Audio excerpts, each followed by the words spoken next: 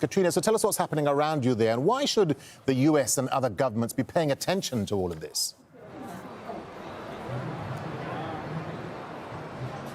Hi, Darren. Well, I'm in this huge expo space, and all around me we have several Chinese companies, research firms, and also state agencies displaying the latest in artificial intelligence, their latest products and technology, everything from cloud computing to smart transport and robotics here. And the reason that the US and other governments should be paying attention is on display here today is precisely the kind of technology which is threatening the US dominance when it comes to these high advanced technologies and other industries in this area. And this has huge implications not only for the economy and China's ability to increase its market share in these industries, for example, but also when it comes to China's military abilities and its ability to collect data and increase surveillance not only here in China but also in other countries. And already China's ability to do this is a point of extreme contention, especially when it comes to this use of these AI technologies in areas such as Xinjiang against the Muslim Uyghur population, which many governments, including the US, say amounts to human rights abuses and even genocide. And many experts that we've spoken to say that there are also other implications which are raising concerns, such as the use of AI and China's ability to launch, for example, cyber attacks.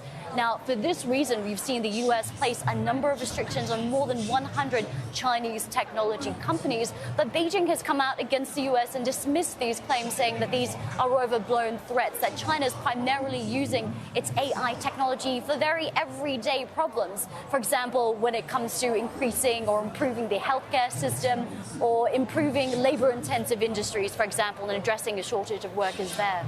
And Katrina, how have US restrictions affected many of these Chinese companies that you've just mentioned there?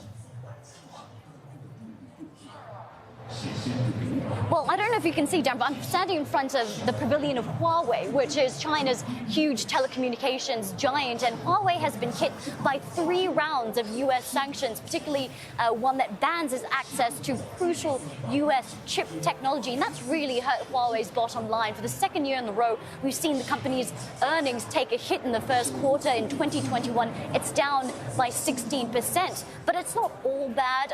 We have seen Baidu, for example, another Chinese company known for its search engine, increase its revenue by about 25% the first 3 months of this year because it's expanding into other areas such as cloud computing and AI.